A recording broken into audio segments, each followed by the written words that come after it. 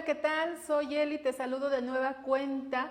Vamos a hablar acerca de lo que es la ley de la conservación de la energía. Ya mencionábamos, el universo es totalmente estable y dinámico. ¿Qué ocurre? Que nos dice que tanto la materia como la energía no se van a destruir, solamente se van a transformar. Vamos a ver entonces este asunto. Me menciona que la energía, ya lo mencionábamos, no se crea ni se destruye, solo se transforma, y precisamente Julius Mayer nos habló de esta circunstancia. ¿Qué significa esto? Dentro de lo que es el asunto de la situación de la energía vinculada directamente con la química, vamos a tener la presencia de dos tipos de reacciones. Seguramente en algún momento te tocó hacer un experimento en donde tuvieras que comprobar estas leyes. Por ejemplo, imaginemos que te dejaron aquel experimento o te hicieron la pregunta, a ver, si la masa y la energía se transforman, no solamente están ahí estáticas, o qué ocurre con ellas cuando, por ejemplo, tenías una hoja de papel y te decían, a ver, ahora la vas a quemar.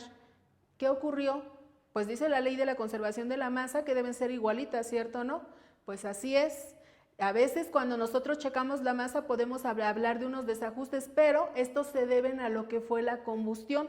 Entonces parte de ese contenido de masa de la hoja se fugó a través de lo que son moléculas de dióxido de carbono y moléculas de agua, ¿cierto? Entonces, ¿qué ocurre con la energía? Es una manifestación de lo que puede ser un proceso dinámico. De hecho, decíamos que la reacción química en realidad es un proceso termodinámico en donde las sustancias iniciales se van a transformar por completo. Entonces, ¿qué va a suceder? Dentro de este punto vamos a tener que reconocer dos características de las reacciones químicas que le pasan con relación a la manifestación de la energía.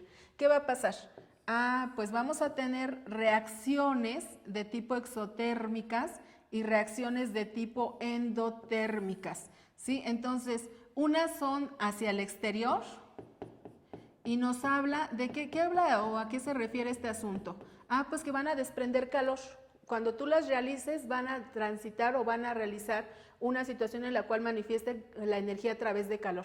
Esta va a ser hacia el exterior y esta, las endotérmicas, la reacción se presenta en el interior, ¿cierto? Entonces hay un desprendimiento de calor o bien hay una acumulación de calor. Endo, dentro, y ahí exo, fuera, ¿sale? Entonces para que vincules estos dos prefijos y puedas interpretarlos. Tenemos entonces reacciones exotérmicas que desprenden calor y reacciones endotérmicas que lo absorben. Esta sería la situación con respecto a las energías. Ahora bien, para poner en contexto este asunto de lo que es la ley de la conservación, imaginemos lo siguiente. Imaginemos que tú prendes una lámpara o un foco. ¿Qué tipo de energía estás ahí realizando? ¿Qué tipo de energía estás empleando? Pues estás empleando seguramente la energía eléctrica, ¿sí? Entonces, como estás empleando la energía eléctrica, vamos a anotar aquí, después ese foco, ¿en qué se transforma? Pues primero es eléctrica, ¿cierto? Cuando lo prendes, esa parte de la electricidad, esos electrones se van a transformar en lo que es luminosa, ¿cierto? Pasa a ser de energía eléctrica a energía luminosa. Ahora, junto con esa energía luminosa también se genera otro tipo de energía. ¿Qué tipo de energía tenemos? Pues se desprende la calorífica, se desprende calor, ¿cierto? Entonces, ese calor a final de cuentas se va a dispersar hacia el ambiente y seguramente te va a introducir o te va a llegar a ti. Entonces, ¿qué va a suceder? Pues como tú ya recibiste ese calor, tú vas a comenzar a llevar a cabo movimientos y entonces tú estás manifestando energía mecánica, la energía del movimiento, ¿cierto? Y una vez que te manifiestas o estás llevando a cabo movimientos, seguramente te vas a alimentar. Y esa alimentación se refiere a una generación de un empleo de energía química. Dentro de ti se hacen una infinidad de reacciones químicas directamente relacionadas con el metabolismo. Entonces, ¿qué pasa? Pues prácticamente, si te das cuenta, yo puedo seguir la cadenita, que en realidad no es una cadena, en realidad se va a convertir en algo cíclico, ¿cierto? Esto nos lleva a entender qué ocurre con la energía.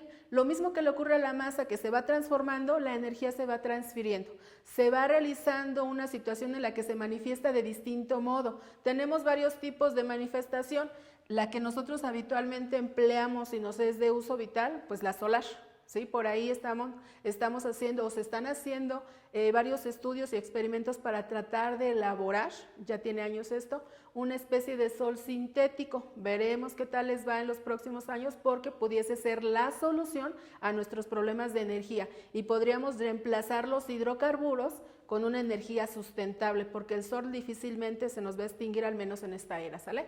Después tenemos la energía de la biomasa. En esta se van a aprovechar lo que son las situaciones que nos genera dentro de lo que es el subsuelo y la materia orgánica acumulada. Tenemos la maremotriz, la hidráulica, la geotérmica, la eólica o también del viento, tenemos la nuclear, tenemos la de los gases, la del gas natural aprovechando lo que son el interior de la tierra, los gases que se acumulan, tenemos los combustibles fósiles de los cuales hemos hecho un uso desmedido y hoy en día tenemos dos fenómenos que se están presentando debido a esto, calentamiento global y cambio climático.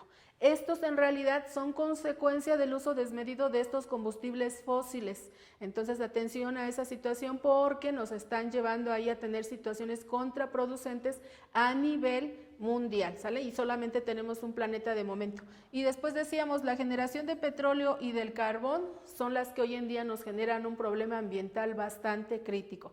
Pues bien, si puedes observar, aquí tenemos una situación en la cual la transición de energía es totalmente cíclica. Nunca se va a perder esa energía. Habitualmente para los términos de física y química, la energía que se pierde se transforma en calor. Casi siempre vinculamos ese término con una energía que ya no es aprovechable. Por ejemplo, imagínate que tienes un auto y un auto cuando lo utilizas en demasía y de repente se te olvida ahí darle el mantenimiento adecuado, ¿qué le va a pasar? Se va a sobrecalentar. Ese sobrecalentamiento lo lleva a un mal funcionamiento o probablemente hasta la inservibilidad. Entonces, ¿qué pasa con este asunto? A eso le llamamos efecto Joule, ¿cierto? A esta parte de que la energía se convierte en calor. Es una situación muy similar a lo que ocurre. Ahora también tiene sus propiedades. El efecto Joule también puede ser utilizable. Por ejemplo, la plancha es un uso cotidiano, un uso viable de lo que es el efecto Joule, ¿cierto? Tenemos, por ejemplo, las resistencias eléctricas, también son un uso de lo que es el efecto Joule. Ahora, entrando con esta situación, vamos a hacer un ejercicio sobre lo que es la energía. Te platico muy brevemente, vamos a hablar en específico de la energía mecánica y seguramente tú la recuerdas, ¿cierto? La energía mecánica, ¿a qué se refiere? Pues facilísimo, es aquella que tiene que ver con el movimiento y toda la materia está en constante movimiento. Esa energía mecánica es la suma de dos tipos de energía que seguramente identificas desde física. La energía cinética, vamos a ponerle aquí, cinética, y la energía potencial, ¿cierto? Entonces, bien, la energía potencial. Y seguramente te acuerdas que esta se representa de esta manera. Energía cinética, hay quienes le ponen energía cinética translacional y energía potencial gravitacional. No hay tanto problema si lo ponemos nada más como energía potencial y energía cinética, ¿sale?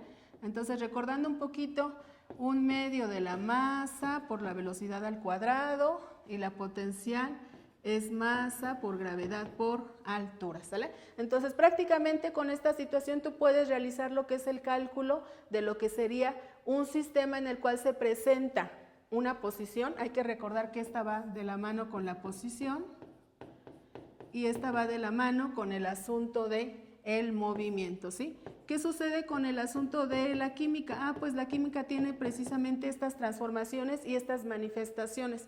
Imaginemos, por ejemplo, que tú tienes un átomo, vamos a poner un átomo de carbono, haciendo referencia a la situación de que es uno de los que más te debes de aprender, ¿sale? Entonces, si tenemos ese átomo de carbono, pues vamos a ponerlo o vinculando con química su masa, conocemos el valor de la gravedad y vamos a decir que tiene una altura, para poner en contexto el asunto, una altura de 10 centímetros. Entonces, ¿cómo quedaría su energía potencial? Pues me dice que la masa es de 12, le voy a poner UMAS porque son unidades de masa atómica, aunque debe ser gramos mol. Después la gravedad, conocemos que al menos en la Tierra habitualmente es de 9.81 y decíamos que vamos a asumir una distancia de 10 centímetros. Ahora, la distancia de 10 centímetros no es compatible con los metros. Atención ahí, tendría que anotarla en metros, entonces voy a decir 0.10 metros para no tener ningún problema, ¿sale? Entonces, vamos a brevemente realizarlo de manera que podamos establecer el resultado, ¿sale? Entonces decimos que su masa es 12, que la gravedad, la mayoría de las ocasiones se puede hacer un redondeo para hacer más fáciles y más prontos los cálculos, pero en este caso lo vamos a hacer de forma directa y vamos a decir que es de 11.772 y seguramente recordarás que la energía se puede manifestar con esta unidad, ¿cierto?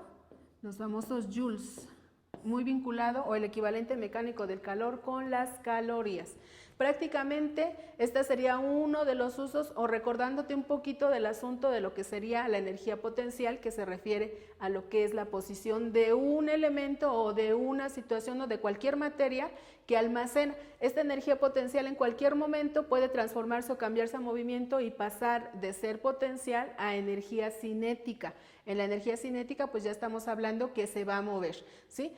Pues es prácticamente una circunstancia en la cual tú debes de vincular los conocimientos y te debes de dar cuenta que absolutamente ninguna ciencia es aislada, todas participan o coparticipan para lograr tus aprendizajes.